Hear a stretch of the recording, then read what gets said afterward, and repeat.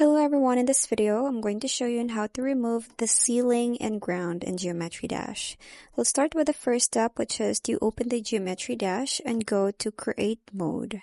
So in here, you just have to start a new level or open an existing one where you want to remove the ceiling and the ground. Next is click on the ground line at the bottom of your level to select it, and you will see it highlighted when selected, just like this one.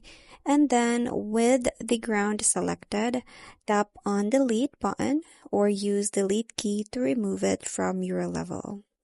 Next step is select the ceiling line at the top of your level in the same way that you selected the ground.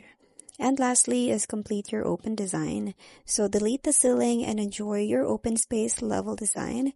So you can now create a floating platforms and unique layouts. So you can also use background objects and decorations to fill the empty space creatively.